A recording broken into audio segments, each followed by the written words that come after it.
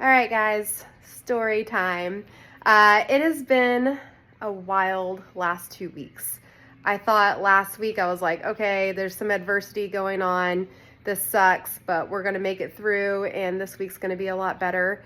You can still kind of hear it in my voice. I'm a little nasally because I've been sick literally all week. I had something last week, but I wasn't like down for the count. And I don't know what did me over. It was probably like 24.2. I'm sure there was many variables. It's never just one thing. But I woke up Sunday night, in the middle of the night, and I got like a second wind of whatever sickness I had the past week. And I had full-on body aches and chills. And then on top of that, my back like tightened up.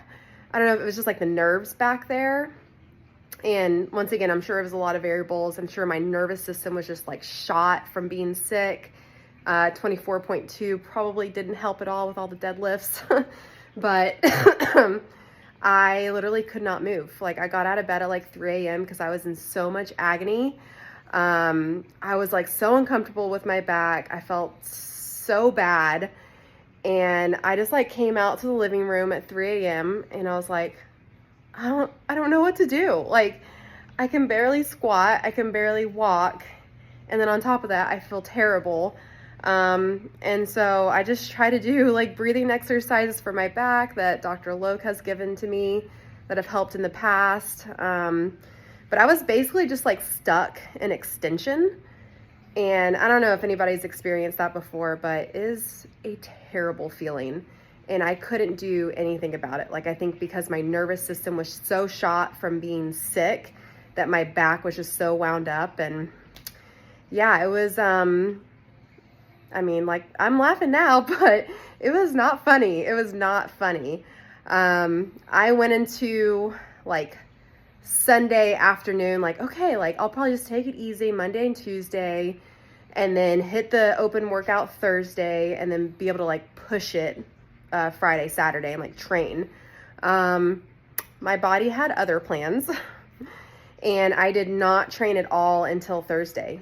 I took Monday and Tuesday off completely and Wednesday, and I just felt terrible. My back felt uncomfortable. I couldn't lay on my back because that was hurting. I couldn't sleep because my back was hurting. And I just kind of felt helpless in a way. So I don't know if other people were experiencing stuff like that, or at least one of those things where they're sick and they're just like, oh my gosh. But I know a lot of other athletes I was talking to were feeling sick too. So there's something going around. I think it was like maybe a strand of COVID, but I'm not sure because I like lost my taste. I had like head fog all week long. And then obviously the body aches and chills. So it was like a double whammy for sure of like, okay, feeling all the COVID symptoms. And then on top of that, my back just being in so much pain. It was so wild. And I say all this not because I'm trying to get sympathy points whatsoever, or to be pessimistic, but it's just to remind people that, man, like life happens and you just have to go with the flow. And unfortunately, like as much as we want things to just go perfectly and like kuna matata, life has other plans for us sometimes. And it's interesting. I kind of went into the open this year feeling really good. Actually, I had been training consistently. My back had its ups and downs, but like overall, like nothing to where I felt like the last 2 weeks, and especially this past week, like nothing like that. And I was like, okay, like there's some movements I haven't done, but I feel good. Like I feel good overall. And I was happy about that. And even after the first week of the open, everyone's back was hurting and mine was fine. And I was like, okay, let's go. And then my body just kind of like took a turn for the worse. Like the second week of the open on Tuesday, I did something to my back and I took care of it and I advocated for it. And I just kind of like laid low with the training and stuff and waited to do that workout until Saturday, just because I was like, okay, I just need to respect myself. And I thought that would be it. I was like, okay, like that was some adversity. That sucked. Like I feel kind of sick. Back was not feeling great, but like I think I fixed it. And then, like I said earlier, like Sunday came around and it's like I got this whole, like, it's like my body turned for the worse. And I was like, what is going on? So interesting. But my point is that I think this is a reminder to myself, but also to other people that I think our bodies give us hints about things going on, and it's always like a fork in the road choices that we have to make during those times.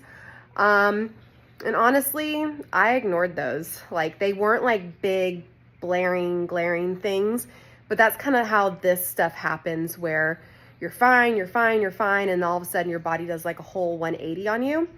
And so it's like taking ownership on that, kind of looking back at the last 2 weeks of like, yeah, there was like little things where my body was trying to tell me like, let's put the brakes on it. Let's slow down. Like, I felt my back a little bit.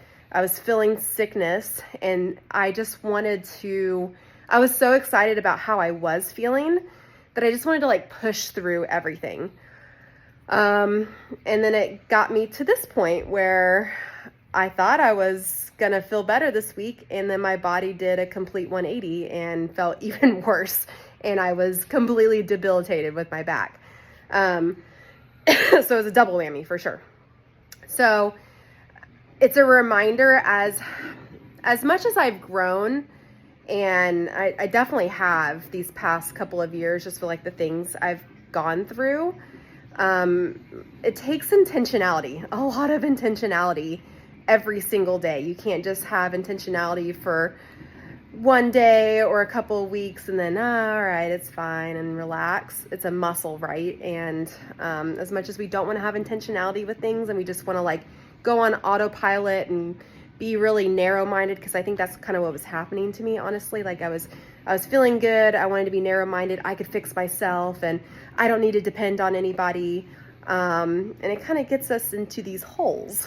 So as much as I hated this past week happening and the last 2 weeks happening to me, I'm grateful for how it's happening and when it's happening in my season, because I think it was kind of like a wake-up call to me that, yeah, Bethany, you have grown and you've come a long way, but it doesn't mean that you can just put your guard down.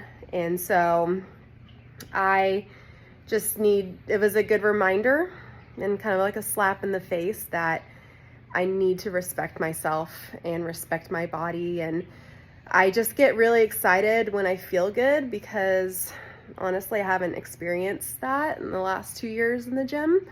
And I finally started feeling that. And so I just wanted to just go 100% and take advantage of it. But like I said in the first 24.1 video, I haven't earned that completely.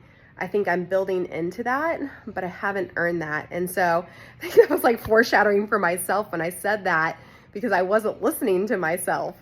And so, yeah, I'm reminded of that like, you have to listen to those tiny little things going on, because if you don't, you keep ignoring them, they add up into this bigger pile of something that becomes a disaster. And that's kind of what I experienced this past week, is like, oh my gosh, my body has just completely become a disaster this week. And it doesn't mean that it's not fixable, but if I continue to ignore those tiny little signs throughout the rest of the season, I'm going to experience what I experienced this week, which is sickness on top of back pain. Just a terrible combo. I don't know if I've experienced these two at the same time. I think the last time was actually COVID 2021 at the games. I remember I was even worse than this, and then my back was like in agony too at the same time. And I think that was also a connected nervous system thing.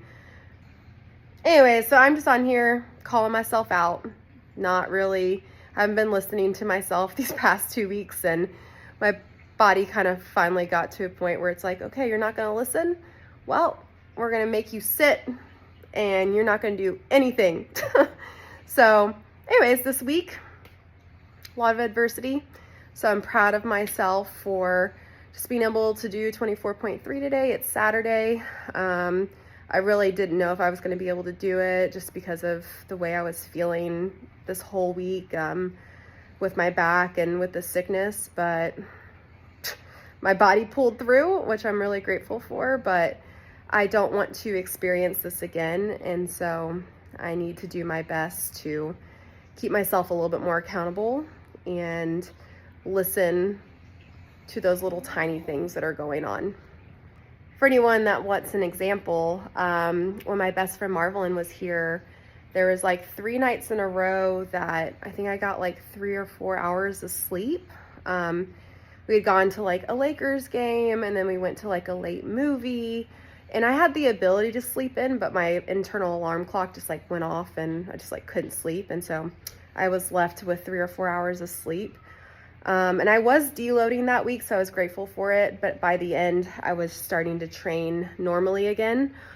And I think that could have been an opportunity for me to be like, okay, I haven't slept well and long for 3 days in a row, so why would I push in the gym? But mentally, I was feeling good. And so I was like, oh, I'm just gonna push through this. So it's things like that add up over time, I think. So those little things got me in trouble, and I'm glad, like I said, it's happening during the open. And hopefully I'm learning from this and it won't happen for quarterfinals or semifinals, and definitely not the games.